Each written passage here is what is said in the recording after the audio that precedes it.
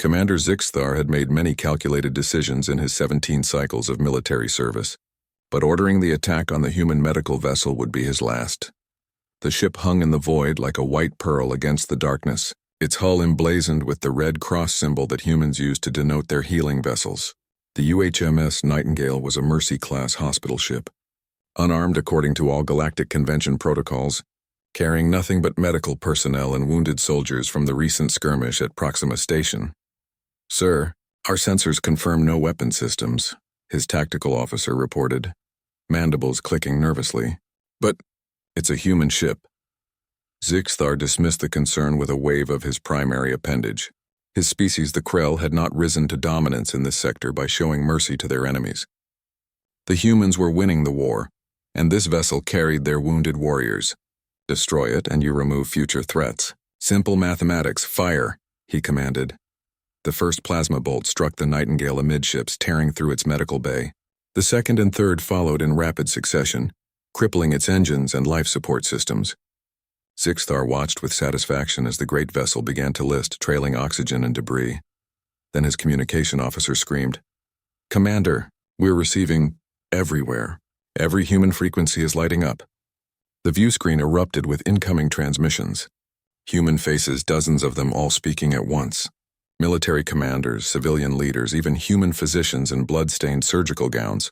But it was the cold, unified message that made Zixthar's respiratory spiracles constrict. "You have fired upon a hospital ship.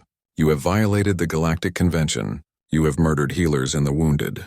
There will be no negotiations. There will be no surrender accepted.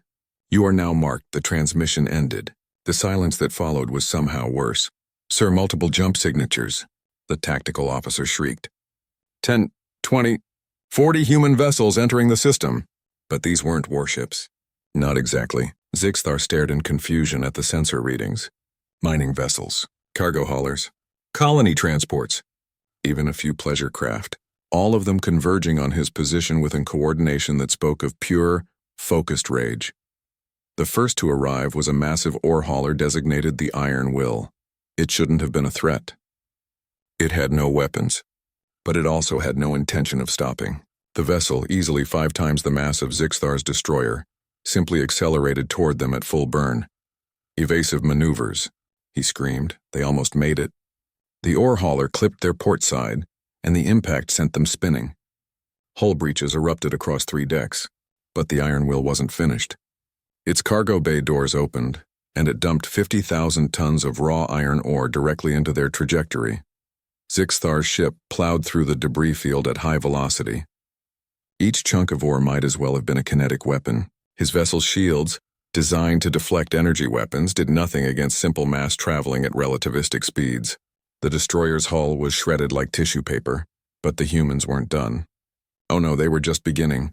A colony transport, the New Dawn, repurposed its terraforming equipment into an electromagnetic pulse weapon. Every system on Zixthar's ship went dark. Life support failed. Artificial gravity cut out. The Krell crew floated in the darkness, gasping for breath in the rapidly cooling air. Then came the mining ships, dozens of them, equipped with industrial cutting lasers designed to slice through asteroids. They carved into his destroyer's hull with surgical precision, not to kill but to disable, to humiliate, to send a message. Emergency power finally kicked in, and Zixthar managed to pull up the external cameras. What he saw defied comprehension. The human civilian vessels had formed a protective ring around the dying Nightingale. Smaller craft, personal shuttles even, were docking with the hospital ship, evacuating survivors. They worked with an efficiency born of desperation and fury. And through it all, more human ships kept arriving. Military vessels now, sleek destroyers and carriers that made his own ship look like a toy. But they held back, letting the civilians have their revenge. A transmission cut through the static. A single human face appeared on his screen, a woman with gray hair and cold eyes. She wore the insignia of a physician, but there was nothing healing in her expression. "I am Dr. Sarah Chen, Chief Medical Officer of the Terran Fleet," she said, her voice like ice. "I want you to understand something, Commander. Humans have one rule that supersedes all others. One line we thought every civilized species understood. You don't attack healers. You don't murder the wounded. You don't fire on hospital ships."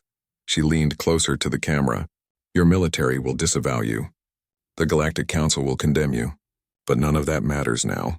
You've shown us what the Krell truly are, and we've shown you what happens when you mistake human mercy for weakness. The transmission cut out. Zixthar's destroyer was now completely dead in space, surrounded by human vessels. His crew was in panic, but he felt only a strange numbness.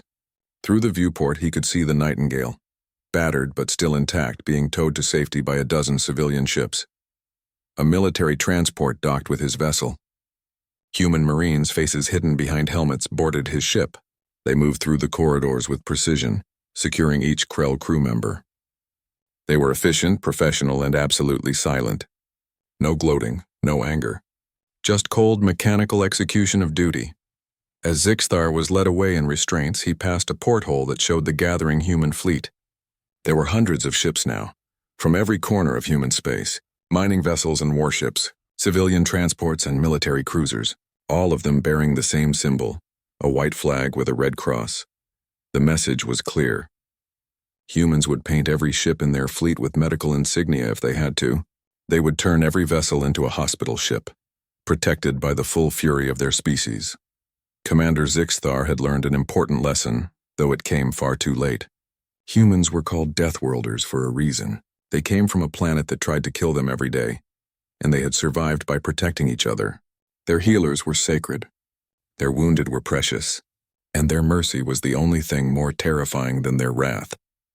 Because once you took that mercy away, nothing remained but the monsters that Earth had forged in the fires of survival. The trial would be swift. The verdict predetermined, but Zixthar's true punishment had already begun. His name would live forever in galactic history, attached to a single warning that every species would teach their young: never assault a Deathworlder hospital ship.